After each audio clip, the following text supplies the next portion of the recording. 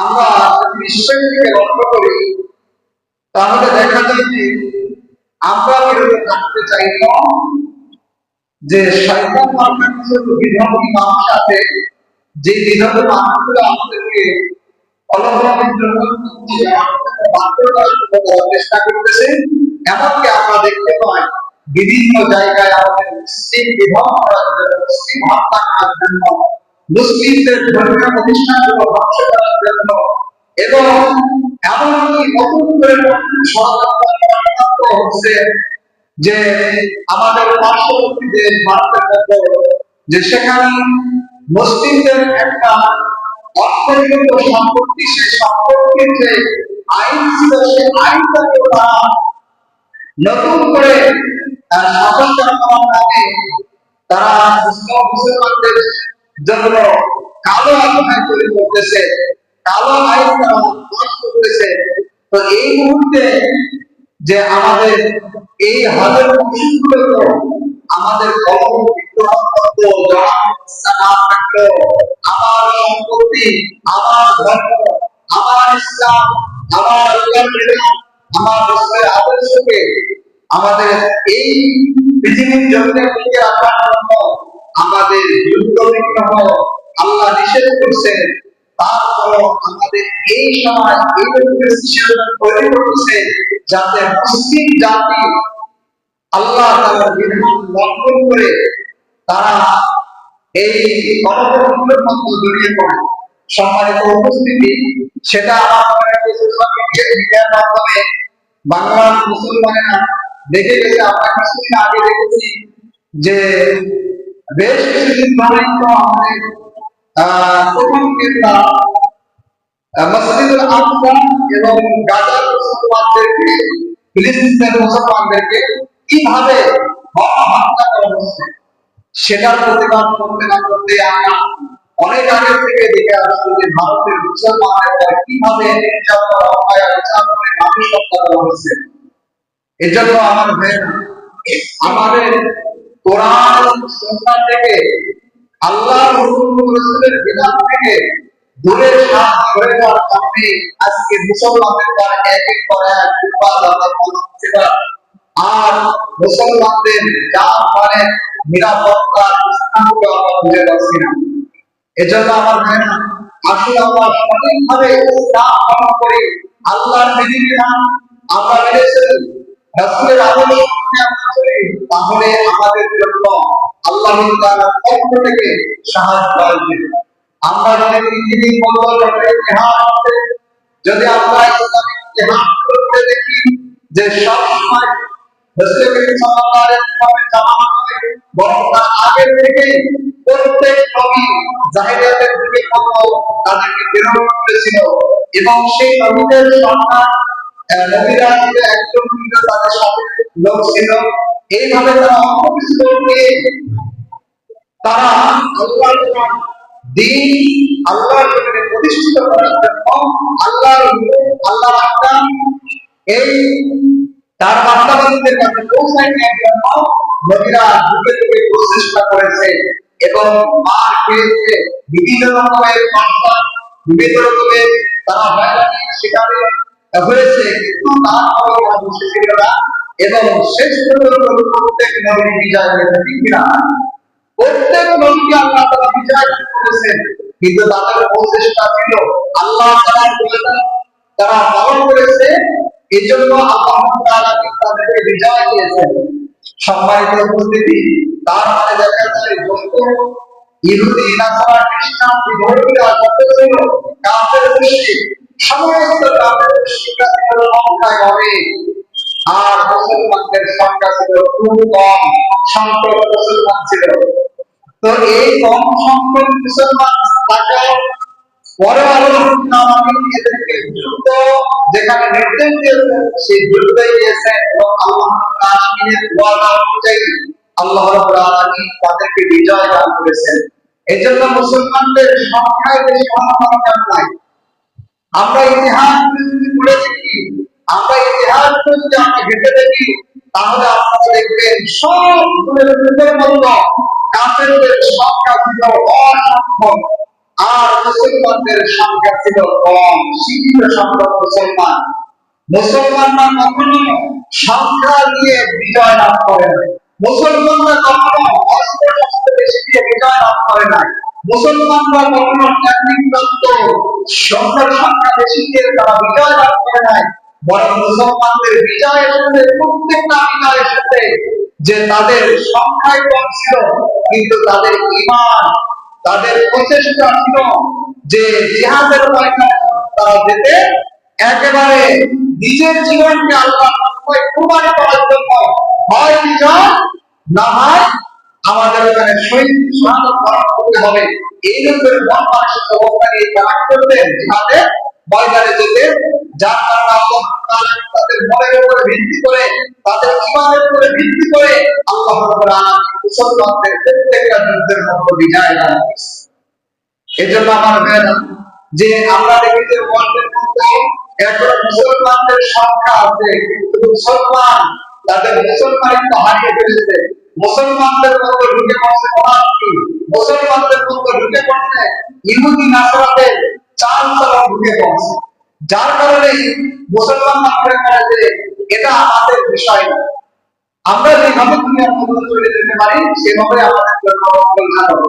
এরকম যারা মনে করে তাদের অবশ্যই খুঁজে রাখতে হবে যে তুমি তো দুনিয়ার মধ্যে মুনাফিকের নাম লিখেছো, এরপরে তোমার মৃত্যুর পরে হবে তোমার আল্লাহর কাছে ভর থাকো।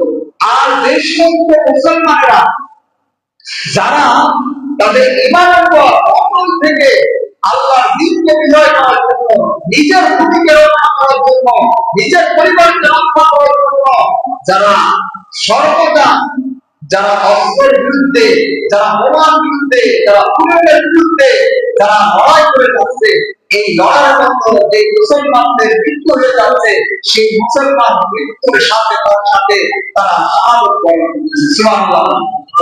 আমার ভাইরা, আমরা দেখি যে ফিলিস্তিনের মতো হারে মুসলিমদেরকে হত্যা করা হচ্ছে। আমার ভাইরা, মুসলিম হওয়ার সাথে সাথে তারা নয় জান্নাতে, তারা সকলেই শাহাদাত বরণ করতেছে।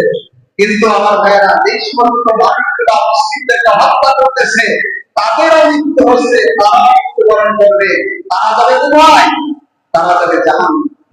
এজন্য আমার ভাইরা, আজকে আমরা এই পবিত্র 4টি মাস আল্লাহ তাআলা যুদ্ধ বিগ্রহ করার জন্য নিষেধ করেছে, সেই যুদ্ধ বিগ্রহের মাসগুলোর মধ্যে আজকে আমরা দেখতেছি যে আমাদের মুসলিম জাতিরা তারা একটা নির্ভয়ে তাদের জীবনের ঝুঁকি নিয়ে তারা এরকম ভাবে মিছিল মিটিং বিভিন্ন জায়গায় তারা করতেছে, এমনকি এগুলো করতে করতে তাদের জীবন চলে যাচ্ছে।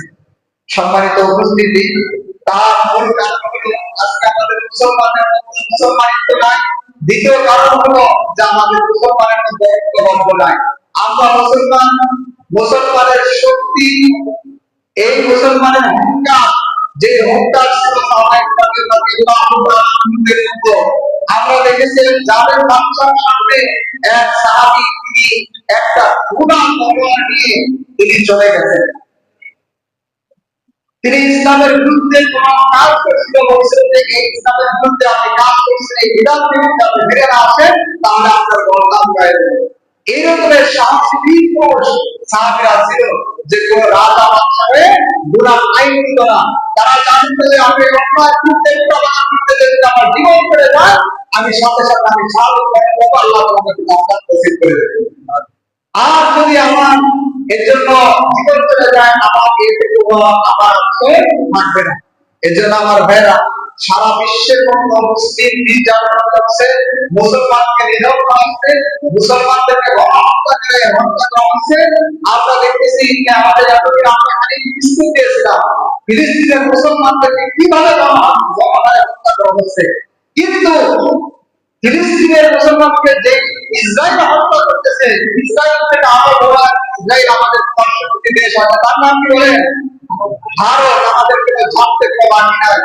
আমাদের মুসলমানের দেশের মানুষ আমরা মনে করি যে ভারতের সাথে সুসম্পর্ক দেব না, আমাদের দেশের উপকার হবে। আমার ভাইরা, আপনি এই না, আমরা রাজনৈতিক বিষয়ে আমরা ভারতের, আমাদের দেশের কিছু মানুষ আছে ভারতের বিরুদ্ধে কথা বলতে সাহস পায় না, ঠিক কিনা বলেন? কোন রকম ভারতের বিরুদ্ধে মুখ খুলতে সাহস পান না, অথচ এর জন্য আমি বর্তমান বলেছিলাম মুসলমান এই পৃথিবীর মানুষ হচ্ছে তিন ভাগে বিভক্ত। কয় ভাগে? তিন ভাগে বিভক্ত। বলেছিলাম এক নম্বর মুসলমান, দুই নম্বর মুসলমান, আর তিন নম্বর মুসলমান না। তিন নম্বর মুসলমান না। যে বলেছিলাম যে এক নম্বর যারা মুসলমান তারা সকলেই বিনা হিসাবে জান্নাতে যাবে। কিভাবে যাবে? বিনা হিসাবে জান্নাতে যাবে। দুই নম্বর মুসলমান এই টাকা যারা ইহুদি নাসারা খ্রিস্টানদেরকে গোলামি করতে পছন্দ করে, তাদের তাদের যে নীতি আদর্শ অনুযায়ী নিজের দেশ প্রতিষ্ঠিত করতে চায়, নিজের দেশের মানুষকে বানাইতে চায়, এই যে পাঁচটা কিছু মুসলমান আছে এরা সব দুই নম্বর মুসলমান। কয় নম্বর? এই দুই নম্বর মুসলমানদেরকে আল্লাহ তাআলা বিচার করতে পৃথিবীর যে দিনগুলো আছে এই দিনের 50,000 বছরের সমান একটা দিন হবে হাসরের ময়দান। এত লং টাইম কেন লাগবে? এদের বিচার করতে হবে। আল্লাহ তাআলা এদের সূক্ষ্ম বিচার করবে। আর তিন নম্বর ইহুদি খ্রিস্টান বৌদ্ধ নাসারা অর্থাৎ ইসলাম ধর্মের বাইরে যত ধর্মাবলম্বী আছে সব বিনা হিসেবে জাহান্নামে। কোথায় যাবে? তাহলে এক নম্বর মুসলমান যাবে জান্নাতে, দুই নম্বর মুসলমানের বিচার হবে, তিন নম্বর যারা বিধর্মী যত আছে সব যাবে কোথায়? বিনা হিসেবে জাহান্নামে চলে। আমার কথা বুঝতে পারছেন? স্পষ্ট ক্লিয়ার কাট। এর বাইরে কোনো কিছু হবে না। এক নম্বর মুসলমান হওয়ার চেষ্টা করে, দুই নম্বর মুসলমান হওয়ার চেষ্টা করেন না। এজন্য ভাইরা আমার, ভারতের যে কাজটা এতদিন হয়ে আসছে আপনারা জানেন যে আপনার গুজরাটের এই কসাই মোদী এ যখন ক্ষমতায় আসছে আসার পর থেকে মুসলমানদের উপর নানান রকমের টর্চার নির্যাতন শুরু হয়েছে। করতে করতে করতে করতে এই পর্যন্ত সে নানান রকমের তার আমলে অসংখ্য মুসলমানদেরকে হত্যা করা হয়েছে। এখন আবার নতুন করে তিনি অর্থনীত যে আইন আছে, অর্থাৎ আপনাদের সম্পত্তি, যেমন এই যে আমরা যে মসজিদে নামাজ পড়তেছি এই মসজিদটা কিন্তু অর্থ করা হয়েছে। কি করা হয়েছে বলেন? অর্থ করা হয়েছে। যে অর্থ করা যে সম্পত্তি আল্লাহর ঘর যেমন মসজিদ, মাদ্রাসা, এরপরে গোরস্থান, ঈদগাহ ময়দান, অর্থাৎ ধর্মীয় যে বিষয় প্রতিষ্ঠানের মধ্যে যে সমস্ত সম্পত্তি অর্থ করা হয়, ওই অর্থ করা সম্পত্তি নিয়ম হলো যে ওটা যখনই অর্থ হয়ে যাবে তখন ওই সম্পত্তি পার দেওয়ার নাম বলানোর সময় নাই। সুতরাং আপনি ইচ্ছা করলে ওই সম্পত্তি আর ফেরত আনতে পারবেন না। আপনি ইচ্ছা করলে ওই সম্পত্তি আপনি জবরদস্তি করে নিতে পারবেন না। আপনি ইচ্ছা করলে এই সম্পত্তি যে আপনি যে কি করতেছেন, বাজেয়াপ্ত করতেছেন, ব্যবসা বাণিজ্য করতে পারবেন, এরকম সুযোগ নাই। সম্মানিত হাজিরিন, ঠিক তদ্রূপ ভাবে যে এই সম্পত্তিগুলো যখন অর্থ হয়ে যায় আল্লাহর রাস্তায়, এই সম্পত্তিগুলো কারো পরিবর্তিত থাকবে না। ঠিক তদ্রূপ ভাবে আমাদের ভারতের ভিতরে এই নিয়মই আছে, এই নিয়মই চালু হয়েছে। তো এই নিয়মের ভেতরে আপনার ভারত তারা এই আপনার অর্থকৃত সম্পদ এটার মধ্য দিন না আবার নতুন করে আপনার সংস্কার করতেছে। কি করতেছে বলেন? সংস্কার করার কারণ কি বলেন দেখি? সংস্কার করার কারণ হলো যে এই সম্পত্তিগুলো যাতে তারা দখল করে নিতে পারে জবরদস্তি করে, সেই আইন পাস করার জন্য সংসদে তারা কথা বলছে এবং নতুন করে আইনও তারা চালু করতে যাচ্ছে। সম্মানিত উপস্থিতি, সবাই মনে রাখবেন ভারতের মধ্যে সব থেকে এই আপনার মানে প্রতিষ্ঠানিক সম্পত্তি আছে, সব থেকে বেশি সম্পত্তি হচ্ছে প্রতিষ্ঠানিক ভাবে যেগুলো অর্থ হয়েছে সেই প্রতিষ্ঠানিক সম্পদের মধ্যে সব থেকে বেশি সম্পত্তি হলো আপনার ভারতের রেলওয়ে। রেলওয়ের এই সব থেকে হচ্ছে আপনার বেশি সম্পত্তি। এরপরে ওই দেশের যে সেনাবাহিনী আছে তাদের সম্পত্তি। এরপরে বলা হয়েছে 3 নম্বরে হচ্ছে মুসলমানদের যত অর্থকৃত সম্পত্তি ছিল সেই 3য় নম্বরে আছে অর্থাৎ মুসলমানদের অর্থকৃত সম্পত্তি। অর্থাৎ যে বলা হয়েছে মুসলমানদের 8.70 লক্ষ জমির মালিক হচ্ছে মুসলমানরা অর্থ করছে, সেই সম্পত্তির দিকে তাদের নজর দিয়েছে। সুতরাং তারা এই আইনকে বাতিল করে, আগের আইনকে বাতিল করে নতুন আইন করতেছে যে এই প্রতিষ্ঠানের এই অর্থকৃত সম্পত্তির মধ্যে যে এই দেখাশোনা এবং এগুলো তদারকি করার জন্য দুইজন বিধর্মীকে তারা এর মধ্যে নিযুক্ত করছেন। এরপরে আরো একটা আইন ওরা করছে, এই দুইজন নিযুক্ত করার মাধ্যমে কি হবে, আবার ভাইয়ের আবার এই মসজিদ হচ্ছে আল্লাহর ঘর, ঠিক না? এইখানে মুসলমানদের সম্পত্তি মুসলমানরা অর্থ করছে, মুসলমানরা দেখাশোনা করবে, তদারকি করবে, সব মুসলমানরা করবে। এইখানে কি আপনার যদি চাইলে এখানে দুইজন হিন্দু লোকরা আমরা দায়িত্ব দেব, এটা আপনারা মানিয়ে নেবেন মনে হয়? মুসলমানদের সম্পত্তির মধ্যে ওরা কি করবে, ভারতের নতুন আইনে করছে আপনার হিন্দু অর্থাৎ অন্য ধর্মাবলম্বীদেরকে এর মধ্যে নিযুক্ত করছে যে এরা এগুলো তদারকি করবে। সুতরাং এই আইনের মধ্যে আরো একটা আইন করছে কি, সেই আইনটা হলো যে এতদিন পর্যন্ত বলা হয়েছে যে আগের নিয়ম ছিল সেই নিয়মে কেউ এই জমির মালিক তারা দাবি করতে পারবে না, জোর জবরদস্তি করতে পারবে না, অন্যভাবে লিখে লিখে দেওয়ার কোনো সুযোগ সুবিধা নাই। এখন যে নতুন আইন করতেছে সে আইনের মধ্যে বলছে তারা তদারকি করবে, এই তদারকিতে মানে অনুপস্থিতিতে তাদের আত্মতা সরে যদি এই সম্পত্তি কোন ব্যক্তি অর্থকৃত সম্পত্তি 10 বছর বা 12 বছর যদি কেউ জোর জবরদস্তি করে দখল করে দিতে পারে ক্ষমতার প্রভাবে, তাহলে 10-12 বছর পর সেই সম্পত্তির মালিক সে হয়ে যাবে। কথাটা বুঝতে পারছেন? মানে কতভাবে সূক্ষ্মভাবে তারা ষড়যন্ত্র করে মুসলমানদের সম্পত্তি, মুসলমানদের ধর্মীয় প্রতিষ্ঠান, মুসলমানদের অনুভূতিতে তারা এইভাবে আঘাত করতেছে। সম্মানিত হাজির, এখন আমাদের মুসলিম জাতিদের সকলেরই উচিত যে আমাদের এর প্রতিবাদ করে দেওয়া এবং এই সমস্ত আইন, এই সমস্ত কালো অধ্যায়গুলোকে আমাদের ধিক্কার জানানো।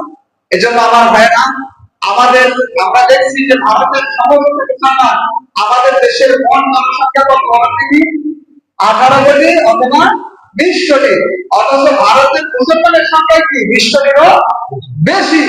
ভারতের মুসলমানের সংখ্যা 20 কোটিরও বেশি, তারা কিন্তু মাঠে নেমে গেছে।